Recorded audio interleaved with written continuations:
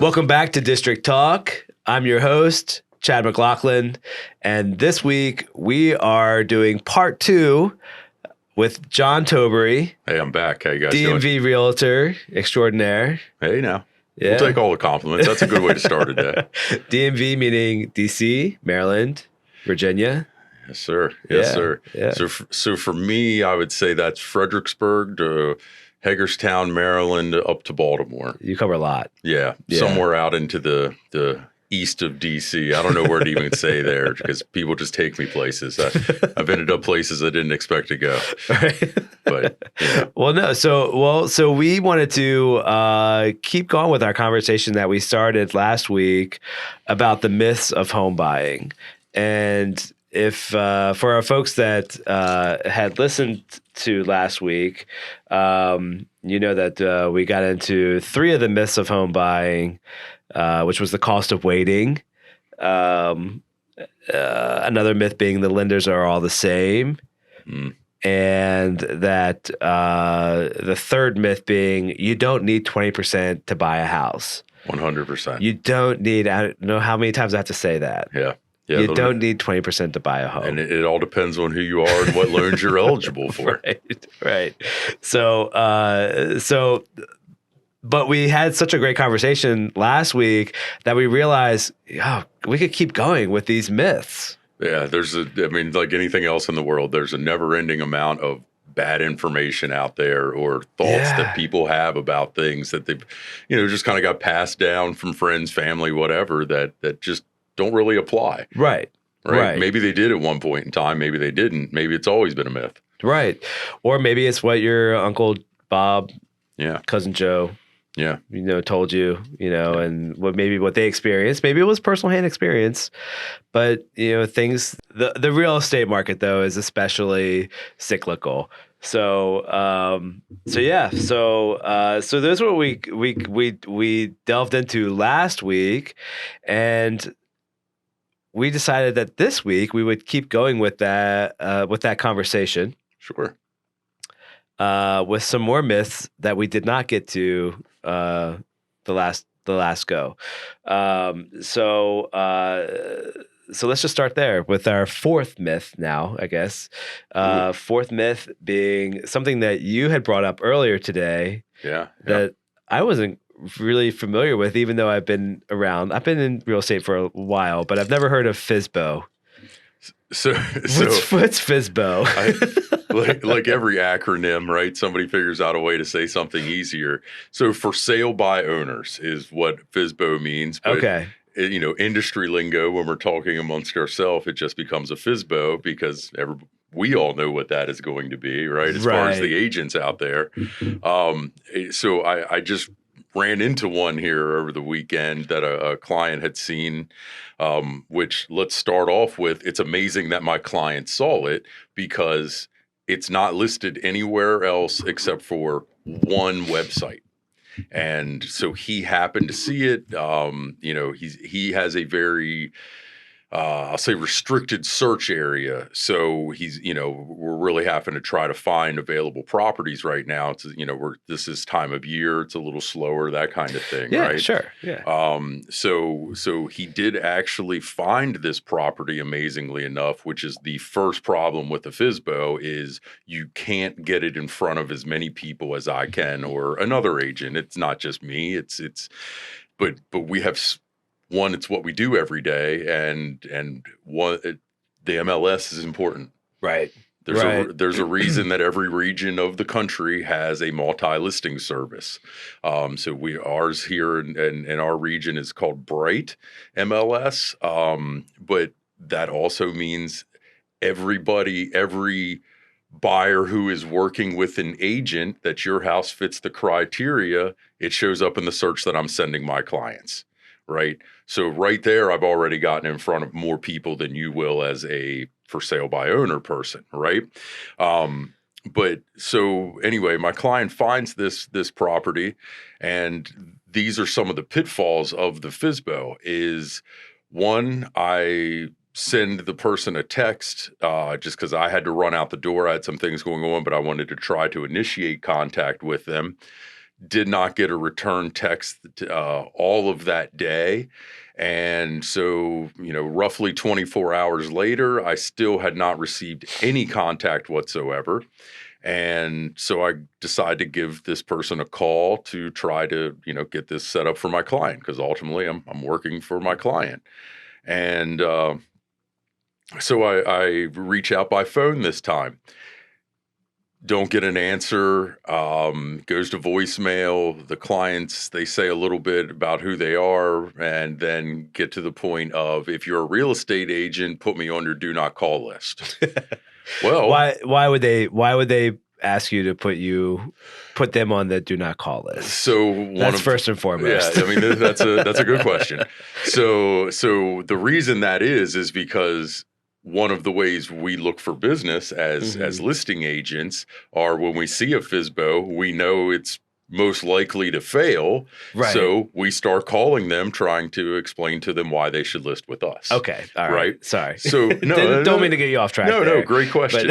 And so they do. I'm sure any FSBO gets a ton of phone calls from agents, right? Yeah. Which can be bothersome, particularly when you've already decided that you don't think agents are worth it. Which we can argue about that, and I can tell you all the reasons for why we are, but we'll just go with their premise. So I at that point do leave a message and explain to her that I am not calling her to try to get her to list with me, but I have a client who is interested in seeing the property. She calls me back about an hour later, and I believe the second thing she said to me was, well, why don't you just give me your client's information and I'll call them? Yikes. One, there's multiple problems with that. That would mean I'm giving out personal information of my client, which goes against my fiduciary responsibilities. You mean they wouldn't want you to just give out their information? Yeah, right. I ask before I would send my client their information to you as a lender, right? That's information. That's part of our responsibilities as an agent is to protect our clients. Mm-hmm. So giving out their personal information certainly is not high on that list of things I should be doing. Right. So I explained to her that I would not do that and that my client wants to be represented throughout the sale. And her next question was, well, do I have to pay you a commission? Okay, well, I understand why she's trying to sell by herself. Sure. Because she's trying to not pay any agents any commission, and she's going to get all the money. Right. Now, I have several statistics here that we'll talk about in a minute, but I just said to her at that moment in time that, look, I don't know that we really need to talk about that in this moment. Let's get my client there, see if they like the house. Yeah, you have a potential buyer on your hands. Let's figure it out. Like, let's see if they're interested in the home first before you start negotiating. Right. That was basically what I said to her. Right. If they're interested, everything's negotiable from there. Right. So we ended up setting up a time. We go and see it. Now, what was kind of interesting to me was the basement had clearly been remodeled or done in the first place by a what I refer to as hairy homeowner. Sure. And meaning that it wasn't a professional work. Yeah. Most of it looked pretty good, but there were clearly some things. I come from a contracting background. There were some things I saw immediately, like, why is there a 1/2-inch caulk line around the bottom of the toilet? Right. Just as an example of a thing that was just glaringly obvious. You just couldn't miss it. So she happens to walk into the basement while we're down there and says, oh, well, we didn't do the work on the basement, which for me was a big red flag that said, well, she also knows there's issues with her own basement. Sure. So she basically just ratted on herself in the middle of this showing, which is another reason why you shouldn't be there as the seller when we are showing the home. Right, because you're giving away things that maybe particularly you wouldn't necessarily have to give away. Right. Particularly in Virginia. Right. So I'm licensed in DC, Maryland, and Virginia. DC and Maryland, you do property disclosures as the seller, right? So you would talk about, okay, the basement flooded in 2005 and we did this to remedy it and, you know, yada, yada, right? Right. in Virginia is known as a buyer beware state. So what that means is we actually have a disclosure in Virginia that tells you that we don't disclose anything as a seller, right? Which is also the oddest disclosure in the world. But either way, that exists. So they don't really have to, in Virginia, they don't have to tell you anything about the house. It is the buyer's responsibility to do their due diligence and find out as much information as they possibly can. Right. Right. Okay. So she's already ratted herself out that she knows there's probably a problem or two in that basement. So either way, we go and look through the house. Client likes a lot of things about it. Particularly, it did have a great yard. The property itself was terrific. Inside needed a little TLC, probably wasn't the paint scheme and some other things that my client would prefer, but all in all was pretty good. Right. What he actually said to me at the end of the day was, I love the main floor and the yard. Okay. So all in all, like I said, not bad. It was on a court, there were positives to the home. So we did have a little discussion about, hey, you guys talk it over. Let me know if you have interest, and we can go from there. But I'd already had to bring to his attention that as a FSBO, that in most cases the seller will offer a commission for not only I was just getting ready to ask the listing agent, but for who's the buyer paying commission. You? Right? Is it the seller or is it the buyer? So that's up in the air. That's negotiable now because it's a FSBO. Okay. And it's negotiable in every situation, just to be clear with that, right? Yes. But in this particular situation, because it's not being listed on the MLS, where it would be clear that the buyer is either the seller, is either offering the buyer nothing or this set amount, right? So we have nothing to go off of in this case. Right. So before we even saw it, I called my client and just said, okay, I just want to make sure you understand that if you like this house, it is possible that my commission is going to have to be paid by you. Right. We don't know what this person is going to do. And it sounds like, too, the seller has already said, or she's already inclined she doesn't just by asking that she doesn't want to pay you. Yeah, she's already made it clear she doesn't want to pay me. Right. So and that's another reason why I was contacting my client before we ever went to see the house, right? Do you think that would deter a lot of clients for buyer's agents from even looking at a FSBO? 100%. Yeah. Okay. I can't tell you the exact statistic on that, how many people would not even look at the home based on that. Yeah. But you have to consider that the buyer is already having to come out of pocket for the earnest money deposit, for home inspections, any other inspections that may need to be done, septic or well, those kind of things. They already need a down payment for the loan. There's closing costs, right? Yeah. They already have a lot of money coming out of pocket, right? So we also have the lawsuits that are going on in the industry, where people don't want to offer buyer commissions and whatever, and that's a conversation for another day. It's a whole other that's a whole other box of worms, right? But based on that, the reality is now.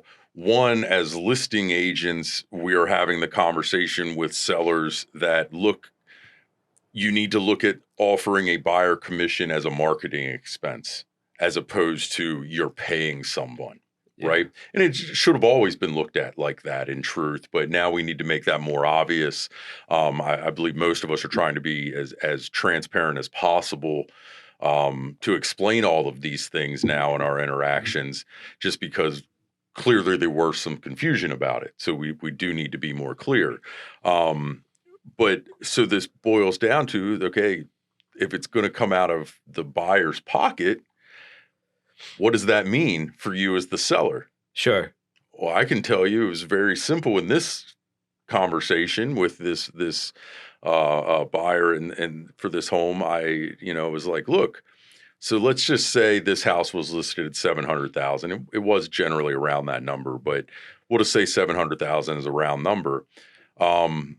We could offer that you'd pay list price and she covers my commission, Or we could offer, say, $680 and you're going to pay my commission. Right. Well, which do you think was a bigger loss to that seller? Right. It was not the getting list price and paying my commission, right? Yeah. They would net still more money, right? But this is the problem for the seller in this case is now the buyer has to come up with that money out of pocket on top of everything. Well, they want the house for even less.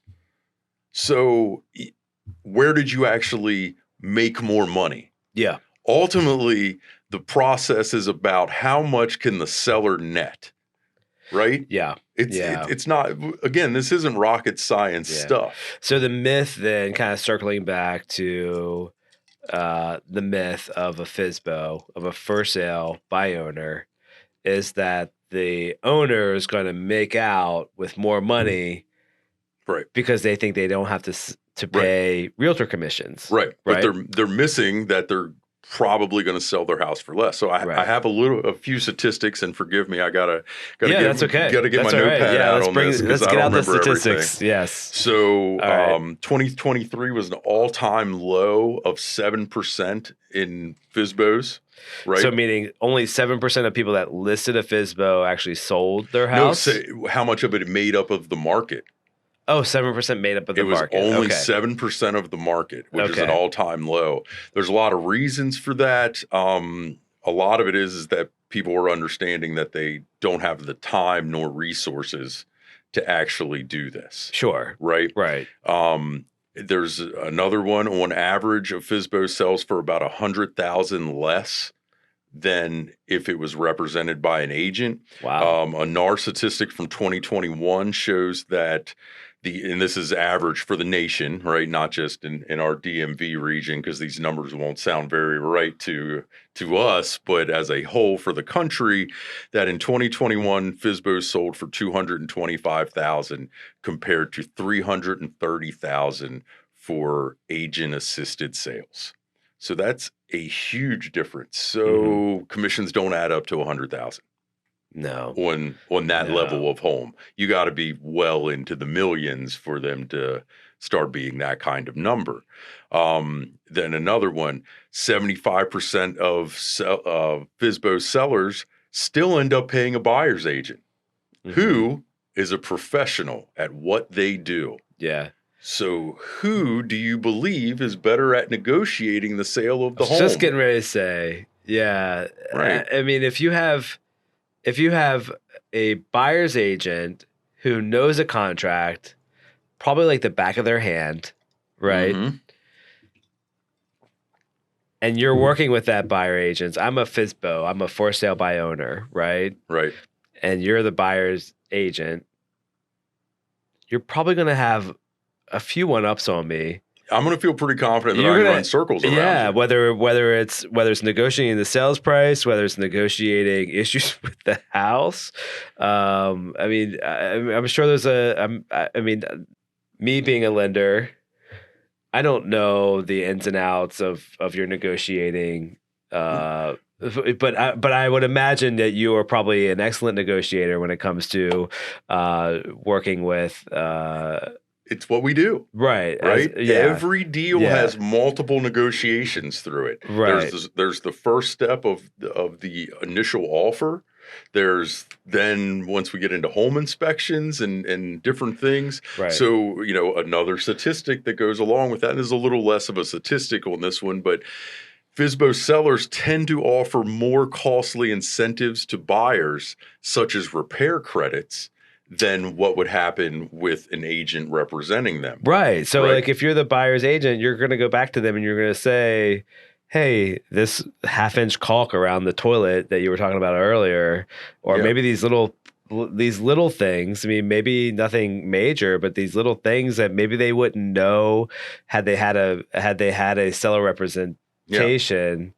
That the selling or the listing agent might look at them and go, hey, for $500 we could have a handyman come in and do A, B, C, D and knock it all out. But I'm going to ask them for $2,000 for this same work. Right. As a seller credit if they don't want to make the repairs themselves. Okay. Yeah. I mean, so that's a perfect way that could happen. Another thing that kind of goes into that, and this isn't a statistic, this is just psychology and how we are as human beings. We're emotional. For sure. Right. And what goes with that is you love your house and you've lived in this house and I've made this house perfect. And then somebody comes in and says, I don't think it's perfect.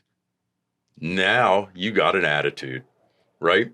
And the buffer for those emotions are those two agents. The listing agent and the buying agent. Because we are doing a business transaction, right? We don't have emotions of loving the house that we're selling or loving this house that we've found available on the market.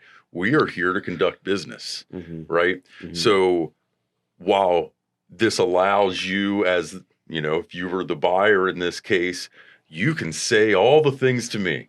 You can yell, scream, cuss, cry, laugh, whatever it may be to me. I listen to it. We come up to what we need to do, and then I move on to negotiate on the other side. Where if you as the buyer and private seller have to interact with each other, you're going to come to more butting of the heads. Yeah. Right. You're going to have more issues where you can't get over the emotional hurdles to just come to an agreement. And I'm a big, something I've said, again, you've probably heard me say this in our conversations, are in a negotiation, if one side is really, really, really happy about it, somebody got a bad deal, right? Well, yeah. If both parties are kind of happy and a little irritated about something, that was probably a really fair deal that was made, that nobody is super excited, right? So, you know, not that I will always want to represent my client and get the best for them, but there's also the reality of the world. Right. So, you know, that all comes into play through all these conversations. So, you know, on that same note, there's a few more things that go with some of these statistics. You got more statistics? Okay, let's hear them. I got a few of them on this. All right, let's hear it. So 10% of FSBOs eventually hire an agent because they can't get enough people through the door. They're having issues getting the showing scheduled. 10%? Yeah. So, and I don't have the statistic for it.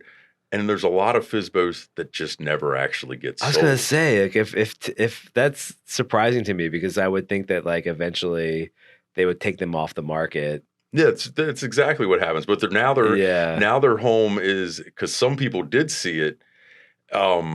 There's a general idea with selling your home, and this is where pricing comes into play. And this is another thing we'll get to later, is online evaluation or valuations of your home are only so accurate.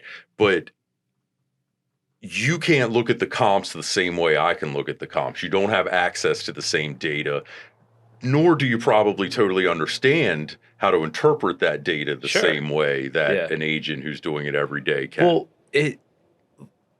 and I only get the one side of the conversation, so I'm not privy, I think, but I do hear a lot of, well, you know, this house sold for $400,000 in my neighborhood, but I also have a morning room and I have a finished bed and I have granite countertops and I have like this, and this that this other house didn't have.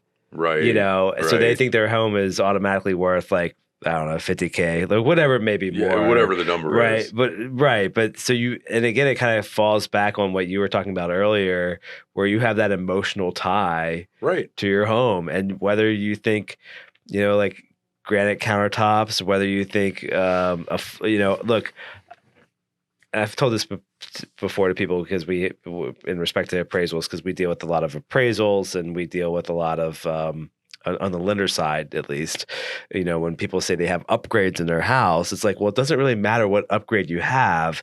You know, if you have an upgrade, whether you have a level 1 upgrade of flooring or whether you have a level 5 upgrade of flooring, you have an upgrade. It doesn't matter if you spent, you know, whatever it may be on a floor or on a countertop or a remodel. it doesn't necessarily put you mean that your home is worth more. Right. Exactly. Right. Exactly. I know where you're going with that. And that's completely true, is that these people also have to love it. Right. Yeah. Another problem with FSBOs and the simple fact is you're not getting it in front of enough people. Right. So that also means you're not getting enough people through your front door to look at it. The whole point is, and we just came through COVID, which was a crazy time in the market, and 30 and 40 offers on homes and all of that stuff. That was because people were seeing the houses and coming through. And that's also why the houses sold for $50,000 more than asking, $100,000 more than asking, in some cases $200,000 more than asking, right? Was because you had to have the offers that were list price, the offers that went above list price, and then the person that loved the house that went, I want this house, I'm willing to pay XYZ more than this, the listed amount to win the home, right? Competition is how you get over list price. Yeah. Right. Or having a buyer that wants to eliminate competition. So kind of going back to maybe what your point is then, is that had these folks had seller representation, maybe they would have had more opportunity to put themselves out there, more competition, if you will, to 1,000%. get a better offer, maybe an offer above, for your example, maybe an offer above $700,000, because they would have found that buyer that loved and fell in love with the backyard that you were talking about. Exactly. Right. And there was like, I have to have this backyard. I'm going to offer an extra 10, 20, 30K, whatever it may be. Right. And there you've paid for the agent. You paid for the agent. Right. It people are just missing the point. I think we're all guilty of this in different walks of life. Of you're so caught in the details. It's a trees for the forest conversation, right? So they're so stuck on, oh my gosh, I'm going to lose, X amount of money to pay the commissions of these two professionals. I think this is also a problem with America in general, is that whatever job we do, we think should be paid more. Whatever job we need someone else to do, why does the plumber cost so much? Yeah, right. So we all do that. We want to be paid more, but everybody else should be paid less, right? So this obviously comes in a 100% commission situation, becomes an even bigger conversation. But again, a topic for another day. That's it.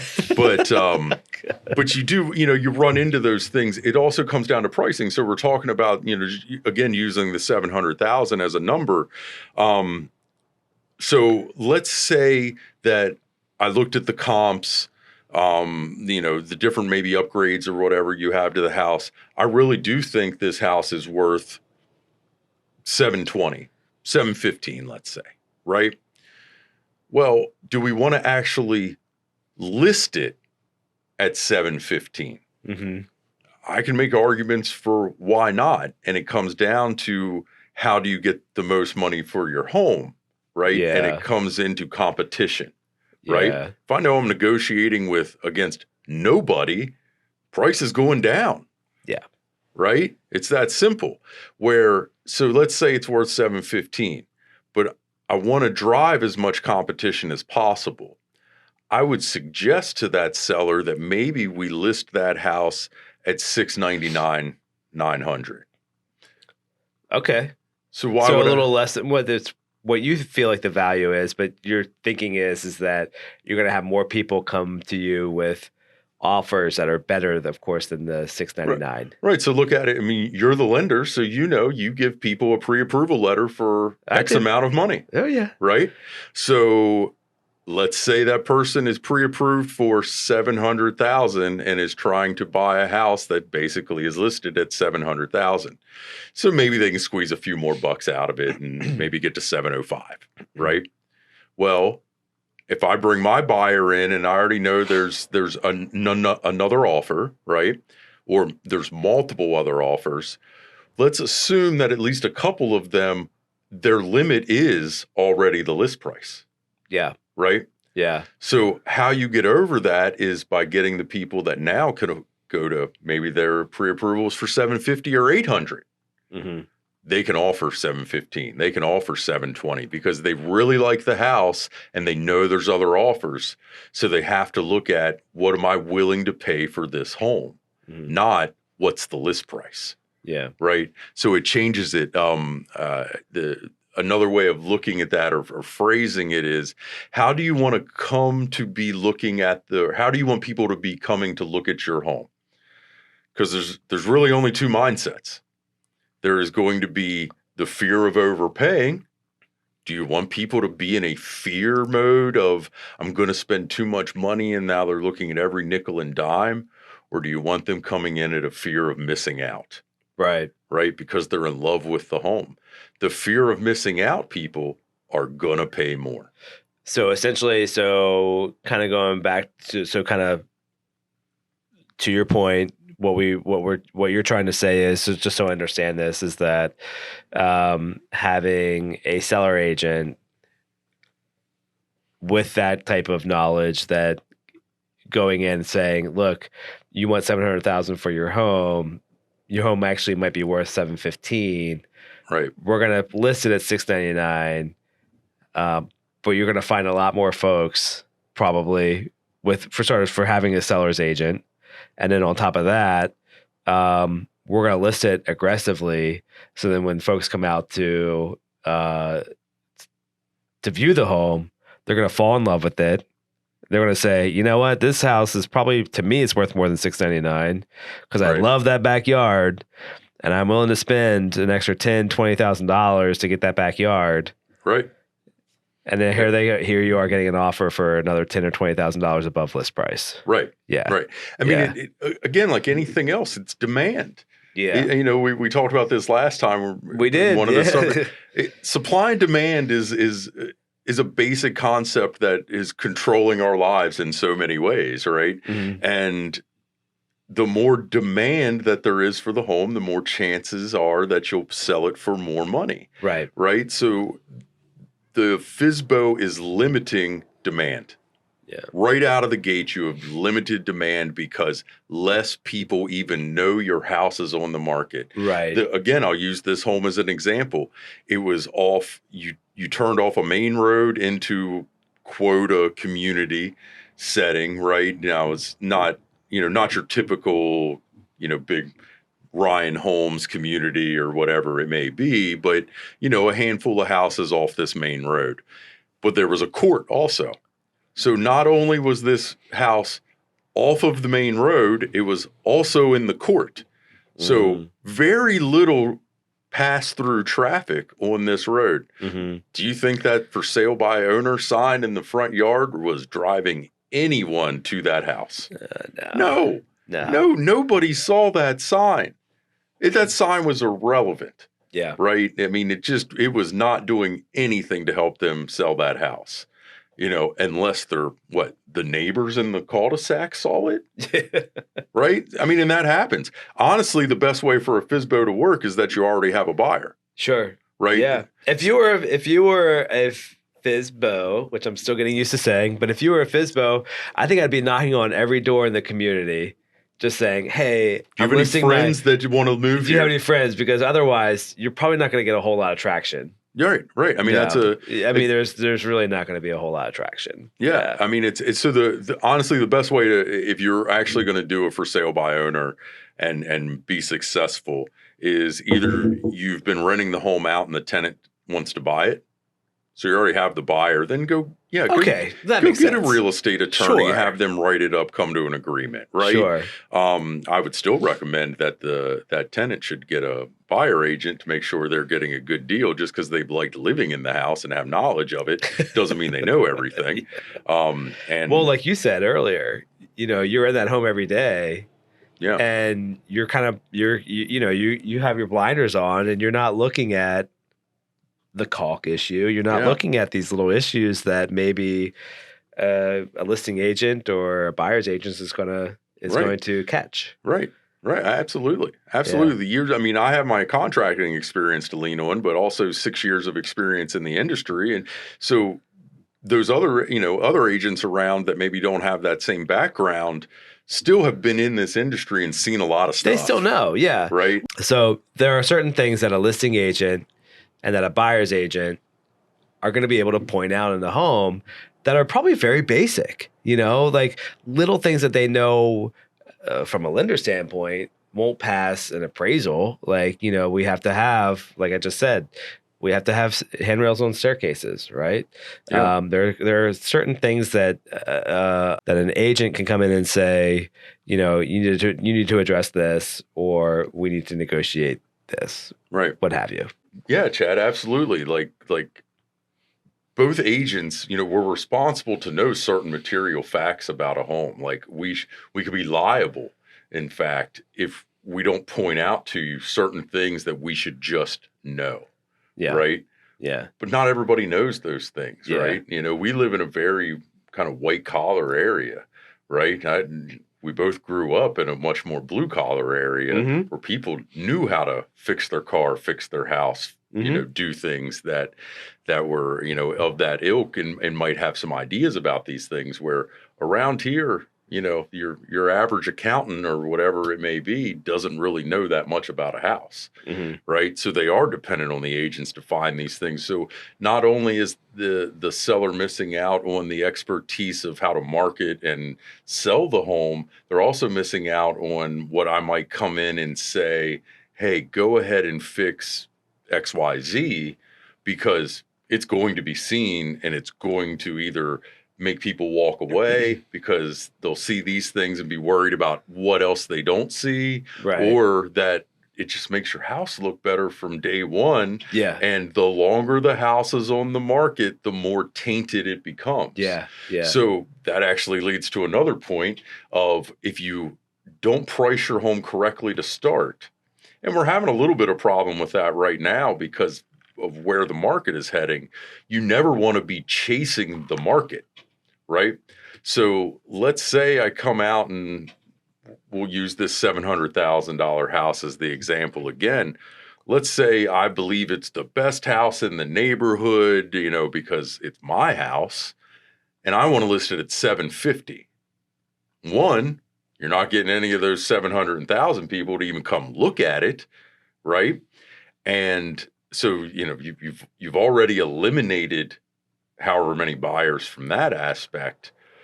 But the other part of that is that now you're chasing the market.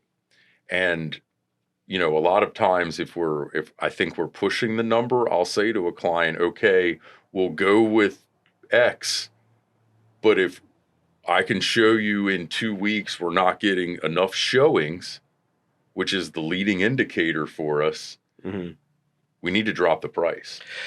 Right. Are you at the mindset, kind of like what we talked about earlier, where you should be aggressive with a price to get the folks to come in and offer over asking price as a listing agent? Like, would you recommend being a little bit more aggressive versus trying to get what?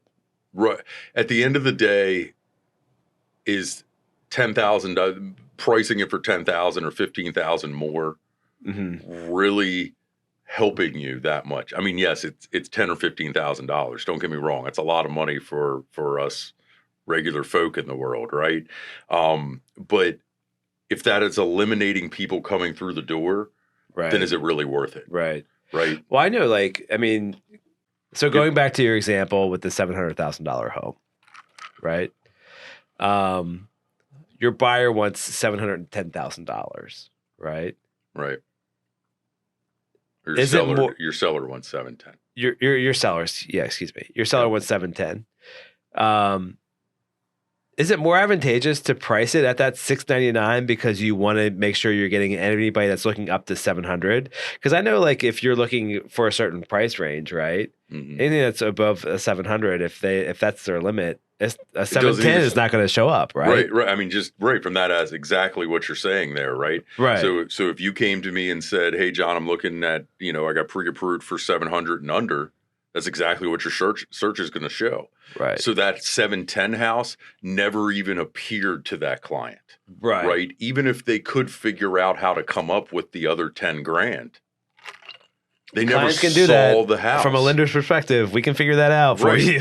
Right. Whether that's the lender or that you pay a little bit out of, maybe you have the available funds that you can cover that difference in cash. Available funds, buying down the rate. There's all kinds of things that we can look at to get you that home that you want. But and this is a perfect example. You let the expert come up with that. This is why we work together as lender and agent, right? Yeah. Because again, we're talking about expertise in this category as being a individual seller compared to being represented.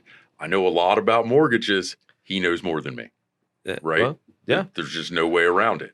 So like I absolutely, if you are going to try to squeeze every ounce out of that house, you are eliminating buyers, which usually is going to hurt you more than it's going to help you.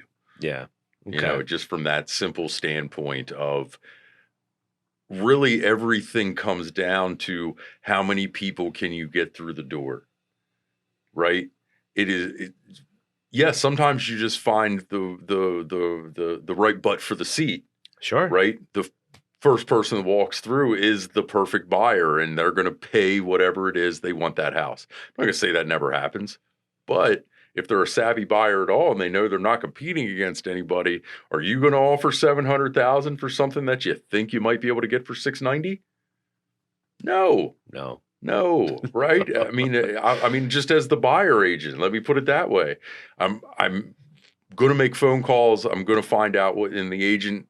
That if it's a listing agent, they're going to let me know that, even if they don't have offers in hand, I have people circling, they're going to use certain terms, right, that we can take with a grain of salt or we cannot in certain situations. But I'm going to have an idea of how much action this house is getting. Yeah. And if we know we're not competing, am I going to look at you and go, hey, Chad, the house is listed at 700. I think you should offer 720. Right. Of course not. Right. The house is listed at 700. They don't have any offers in hand.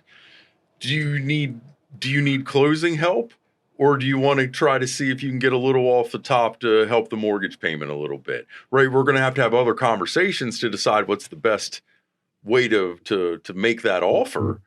But I'm already looking at it from the way of, how much can we get off of that list price because there's no competition? Yeah. Right? Yeah. I mean, it's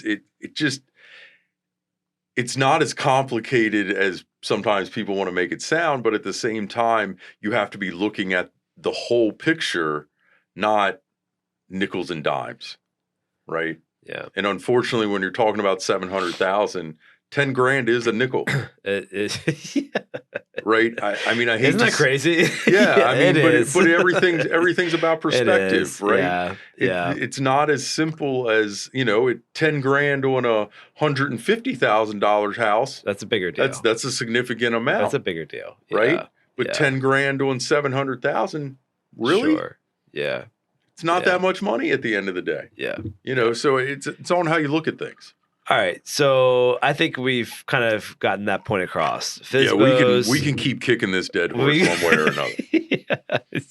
We can keep going, but I think you guys get the point. FSBOs are no good, right? The first sale by owner. Too many. Wait, I'm going to throw one more statistic out while he thinks about what he's going to say there. Okay, do it. So another thing that comes into play is, we obviously have to get a license and constant continuing education. I have 3 different licenses, which means at every 2 years for each license, I have to take continuing education, right? That's just to keep the license. But just to be a good realtor, I'm taking title companies and whatever new laws are passed, whatever it is. So we're constantly in a learning mode because you need to know what that means for your prospective clients, right? So another statistic that I loved and found when we were looking to talk about this was 36% of FSBO sellers acknowledge making legal mistakes due to the absence of an agent. How many? 36%. Wow. Right? A third, over a third. Yeah, so over a third. Wow. So those could be, I'll use nickel and dimes, those could be small issues that don't matter, or that could be an issue that really comes back to bite you. Yeah. Right. Yeah. And there's a reason, again, it's just another reason. Like we said earlier, you as an agent know a contract like the back of your hand. Right. The for sale by owner, the owner does not. This is their first time. Or maybe it's their second time. Yeah. All right. Well, I think the average agent has 6 to 7 transactions a year, and that is for the very low end, right? Well, okay, but just say I'd only had 6 transactions a year for 6 years. That's still 36 transactions compared to I've bought and sold 3 homes over the past 25 years in my life, right? Who knows more? Okay. All right. Okay. That's it. FSBOs. Okay. We'll stop kicking FSBOs. Well, at least talk to an agent before you decide to be a FSBO is, right. I think, the point of this conversation. And the FSBO, that kind of leads to our second, or I guess maybe fifth, if you're watching this consecutively, myth, which is the prospective, the online valuations of homes. Ooh, okay. And online calculators. Okay. So I'm going to let you hammer online calculators because that's more in your pocket. Okay. But I'll go ahead and hit the valuations. Yeah, let's talk about valuations because in valuations we're talking about the Zestimates, right? Right. When you jump on Redfin and you see your house is worth blah blah blah blah blah, right? So there's a multitude of things here to talk about too, but we'll try to keep this short and sweet, I guess. So one, I send out to past clients and prospective clients, I have a system to send out home valuations, right? And these are the same kind of automated situations that you would find on the internet. And then there's a disclaimer below it. Talk to your agent because this is just an algorithm at the end of the day. Speak to a professional to find out what your home's really worth. Yeah. Of course, the one I send out is speak to me, not just some random professional. I'm the best, clearly. Right. So, of course, in the DMV area. For sure. Right. Yeah. That's how it works, right? No, but, in all seriousness with that. So one of the statistics, and I show this in listing presentations, is that a Zestimate can be as much as 10% incorrect or 10% off. Oh, that's right. Wow. So again, it is just an algorithm. It's looking at similar homes that it can find off the tax record, right? To compare to your home, square footage, bathrooms, bedrooms, lot size, that kind of thing. And it spits out a number. Well, that number, what does that mean, right? 5 of the houses it's using in the comparison might have been completely remodeled, and your house still looks the same as it did in 2005, right? My house still looks the same as 2005. Hey, and 2005 was a good year, so who knows? We just painted though, so we did just paint. All right, so we got upgrades already. We're getting there. We're getting there. Yeah. So okay, sorry. So, freshly painted will definitely be in that listing. Would that give me some? Yeah, absolutely. So but that's just one way of kind of looking at it, right? To as an idea of why your house may not be the same as the ones it's making the comparison to. One of my favorite statistics, and we do have to take this with a grain of salt because this is clearly a luxury home, which are more difficult to price because there just aren't as many comparables around them, right? But a few years ago, the CEO of Zillow sold their home. Want to take a wild guess on what that percentage was compared to the Zestimate? 50% less than the Zestimate is what his Really? home sold for. Wow. Right? So, I mean, I know that is an outlandish. It's not really a great comparison for your average home. But hey, look, you said earlier 10%. 10% still a big deal. Yeah, that's a big chunk of money. $500,000 home. Right. And that's a lot of money. It's something that we as coming as a listing agent, it's something that we come prepared with, or at least the ones of us that are doing our job well. Come prepared. I've already looked up the Zestimate. I was going to say, do you look it up before you absolutely. Go? I'll have it as part of my presentation. So, because you know that they're thinking that their house is worth whatever. Right. You just have to assume that the client's already done homework. Yeah. I hope they have. Like, don't get me wrong. Yeah. Everybody does homework now. Everybody does research. Right. Everybody does homework. Right. And that's kind of leads into our next. But yes, go ahead. Absolutely. So I come prepared with the idea of they might have already seen a number that I completely disagree with. Mm-hmm. Right. I'm actually working on. I have a presentation tomorrow that I'm imagining they're thinking that it's going to be a little higher than what I'm going to present to them. Really. Right. And so you come prepared with the idea of that's the case, and I'll bring the reasons why I believe it's a little less. One of the easy ones for them is that, especially even the comparables, the actual square footage of their home is lesser than. Oh, okay. Right. Yeah. So obviously square footage plays a huge role, of course, in what the amount's worth. Right. But you just, those online evaluations serve a purpose. They give you a starting marker. Right. An idea or maybe a way to start the conversation.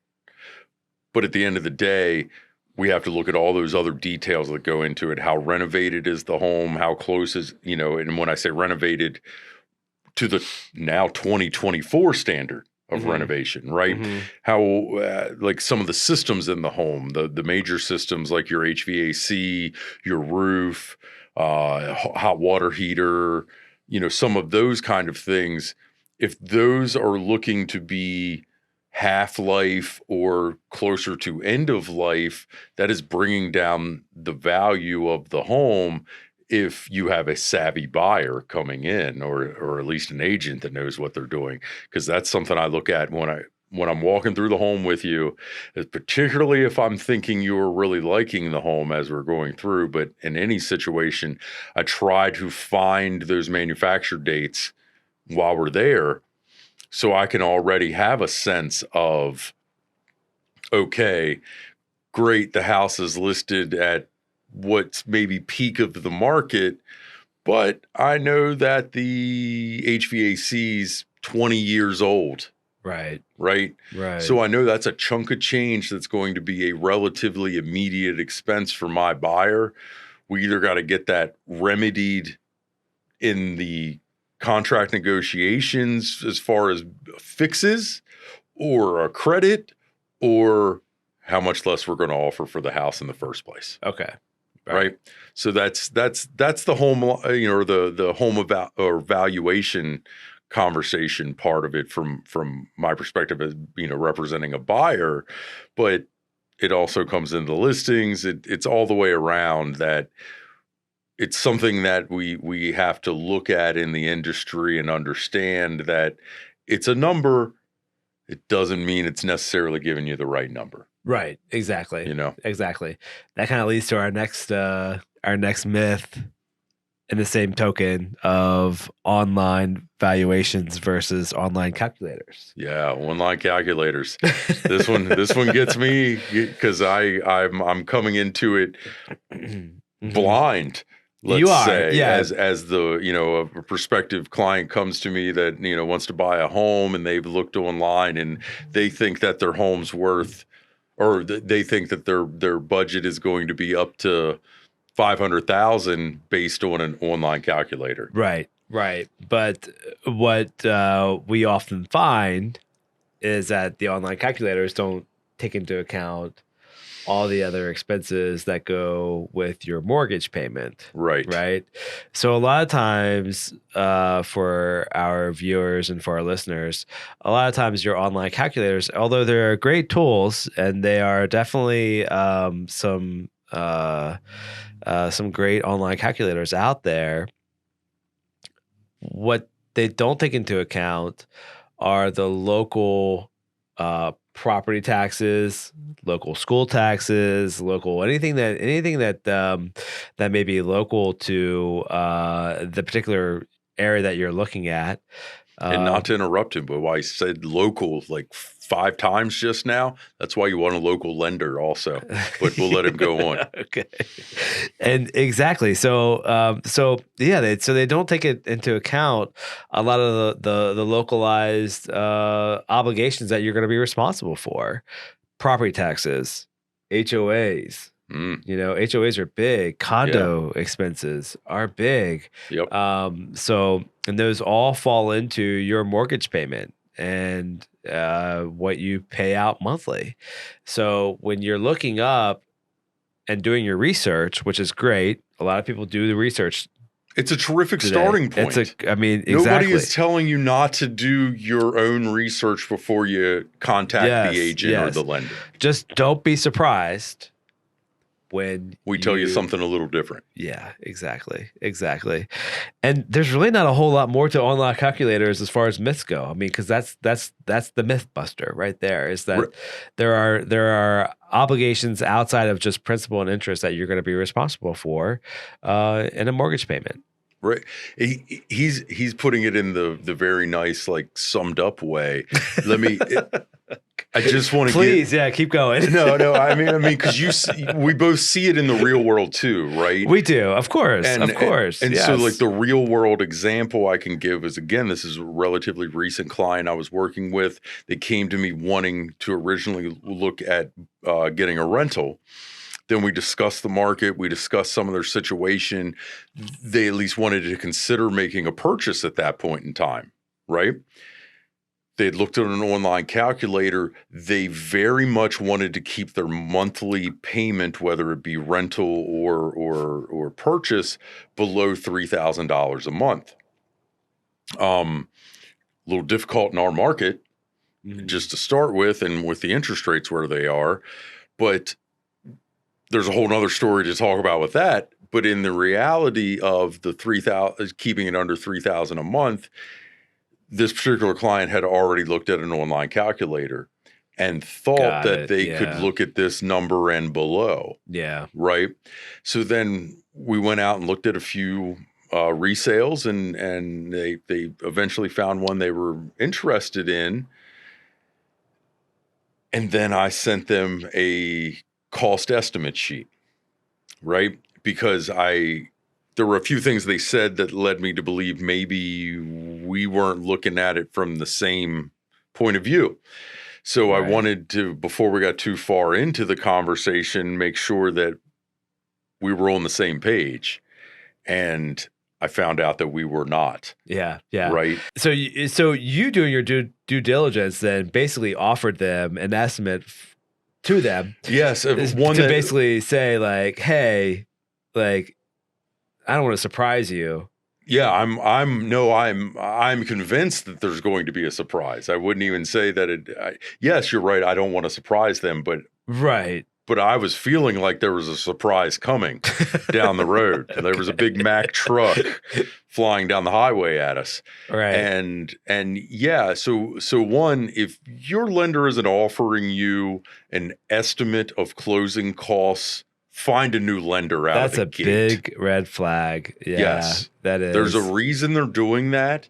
And it's not that they're trying to, I don't mean to imply that they're trying to scam you, because it's not that. No. What they're worried about is you shopping their rate. Yeah. And if they're worried about you shopping their rate, probably want to shop their rate. Yeah, look, and as a lender, we get it. You're going to shop us. At the end of the day, we understand you're going to shop us, which is fine. We like to think that we have developed a relationship with a lot of our with a lot of our buyers, but then we also have a lot of clients. Or with you're the agents that work with you. Yeah. Right. Yeah, and what's one thing that's true that I said to you out of the gate in our conversation? One thing, this is kind of protects me a bit, but I told you I'm going to offer my clients 2 to 3 lenders. Sure. Every time. Now, they're preferred lenders. There are people that I think do a great job, like yourself, that I know will go the extra mile for my client, right? But at the same time, I'm already telling my client we want to look at multiple lenders because maybe we'll play them off each other. Maybe one will be able to offer you something the other can't. Right. And usually, but I love this guy, and I'm still doing that to him because I'm looking out for my client. And I usually beat them. Yeah. At the end of the day. That's right. And that's why he wins the loan. But that's No, but going back to your point, though, is that we were talking about your client that was going to be surprised by the payment and by the out-of-pocket costs that they were going to incur because they were looking at online calculators and they weren't taking into account some of the localized expenses that were going to be part of their mortgage payment. Right. So to sum this up in a quick and easy way, I guess, is with the online calculator, they thought their payment was going to be somewhere around $2,700 a month. The reality was it was going to be closer to $3,200 to $3,400 a month. And that was based on taxes and fees that are associated with the purchase of a home. Yeah. Right? Yeah. The state and the county, sometimes even the city, wants their share. Yeah. That's just how our lives work. That's hey, if we want the roads and the fire departments and the this and the that, you got to pay your taxes that go along with it. So that's part of the process. But unfortunately, those online calculators, they really can't show you that. It's not even it's not that I'm again that the calculator is a scam or it's trying to make a bad deal. And maybe I'm just thinking about this. Maybe we're mislabeling this as a myth. It's not a myth. It's a misunderstanding, right? It's just that like you're doing your due diligence and you're doing your research and you're doing everything that you should be doing as a prospective home buyer, right? Right. Whether it's your online calculator, whether it is your online valuation of your own home, right, and what you're expecting to get out of your own home as far as equity goes.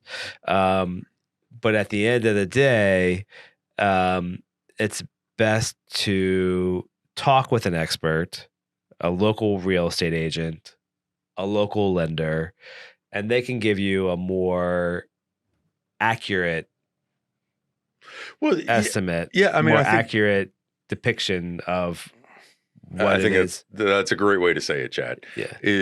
And even if, let's say we have a prospective client that he's also helping, 2 counties can be a little different. Yeah. Right. But he's at least going to be able to average it out and give you a better picture of what it may be. Yeah. Whatever counties, I'll just use Northern Virginia. Well, we're sitting in Maryland, so maybe I should use a Maryland example. So we service it all, yes. but Montgomery County and Frederick County, some of the taxes and things that go into it are going to be a little different, right? Sure. But he could at least give you an idea of a middle ground of those 2 things, right? So you're not being shocked by $500-$600. We're talking about $50, $100 difference in what that payment may be based on the 2 different counties, or just as an example, right? Where this client was being shocked by about $600-$700 difference in payment. Or kind of going to this area, we have so many different counties that are in the DMV that that literally the property taxes in one county are going to be totally different than another county. Shockingly different. And we talked about this on our last podcast episode where the differences between Maryland and Virginia. Virginia property taxes are great. They're great. There are other expenses like your personal taxes and so forth. Right. But when we're looking at property taxes, that's going to totally help out your mortgage payment versus, say, buying a home at the same price in Maryland. Yeah. Now, granted, Maryland doesn't have personal taxes. So it's all relative. It's all things that you need to take into account. But when you are just relying on your online calculators and your online valuation tools, again, it's just best to reach out to somebody that is in the thick of it and working in that particular area. Yeah, I think the easiest way to say it again, just so we can be completely clear, we are not telling you not to take advantage of those things, right? It is wonderful that we have technology the way we have it today. It gives us so much more opportunity to understand what's in front of us compared to 30 years ago. But at the same time, it's a starting point. It is not the end reality of it. It's just giving you a ballpark idea of what you're looking at. Right. Exactly. All right. Well, I think that kind of wraps up our myths. I mean, at least for now. At least for now. I mean, we could probably keep talking about myths. We won't. For now. We'll have to make a show. I guess they already had a show about that. I mean, we could totally keep talking about myths and keep going, but I think between this particular episode, our last episode, we've got 5 myths or misunderstandings. We could say misunderstandings. I think misunderstandings is a great way of saying it, Chad. Cost of waiting to buy. Lenders are all the same. You don't need 20% to put down on a house. You don't. And then, of course, we get into FSBOs, which we learned today is for sale by owner. Yeah. Right. So for sale by owner, meaning you're probably not going to make out as well as you think you will. Yeah.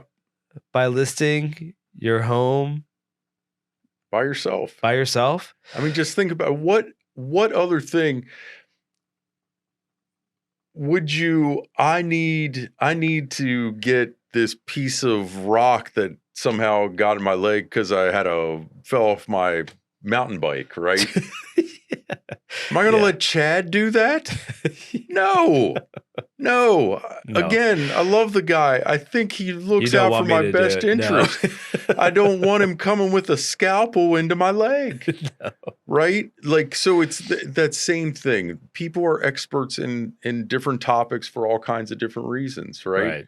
Right. You know, I can change the brakes and oil in my car. I don't know that Chad can. That's okay. I can't. That's all right. He's going to hire a mechanic to do those things. I will totally hire a mechanic to do that kind of stuff because you trust me. You don't want if you see a hammer in my hand, you should be concerned because there's no reason for me to have any kind of tool in my hand whatsoever. I am not savvy in that respect by any means. I can't change oil. I can barely hammer a nail.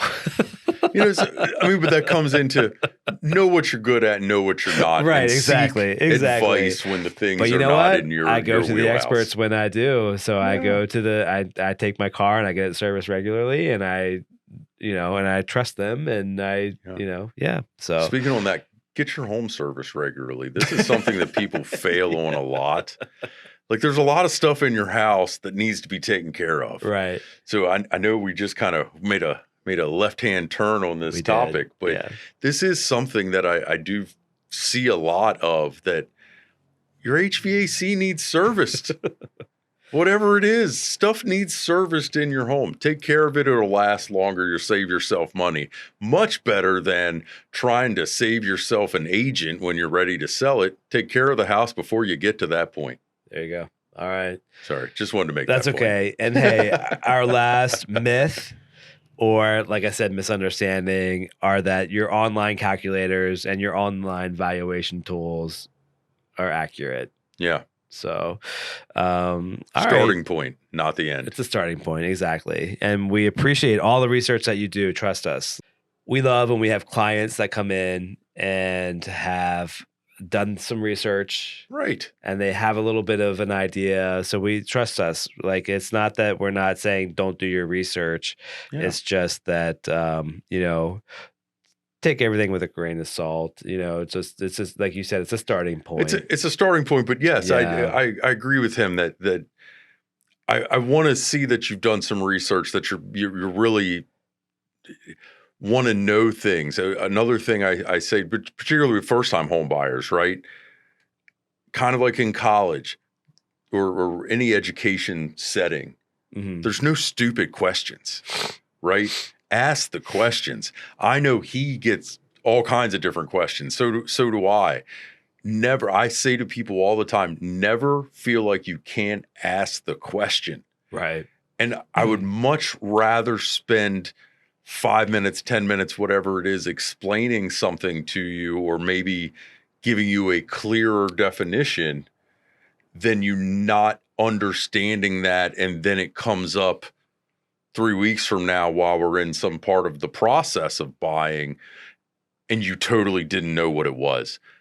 Ask those questions. We have the knowledge base. We want to explain those things to you because I want an educated buyer, seller, right, borrower in his case, right?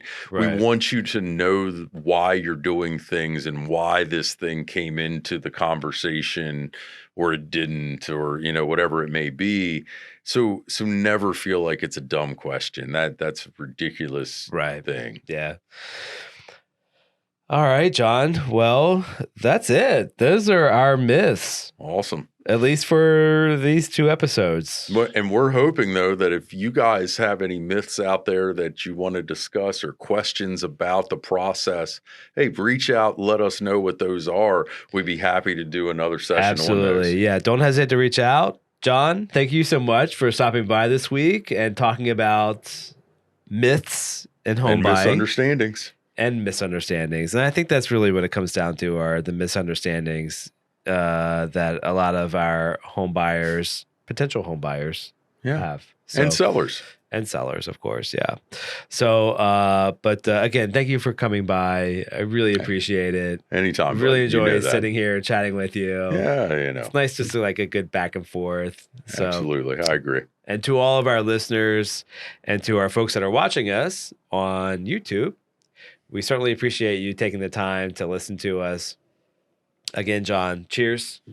Absolutely, my friend. Absolutely. So, and to our folks out there listening, next week we're going to have a home inspector, Rachel Osland. She'll be coming by. Awesome. Yeah. So she'll be coming by to chat with us about home inspections and why it's important to have a home inspected. Hey. That's a whole podcast. There will fill up a lot of time in that. But again, if there's questions that you have about home inspections or other things about the lending or buying process, selling process, let us know. Yep. Absolutely. Everybody, we really appreciate you listening to us today. Thank you so much, and we'll see you next week. See y'all.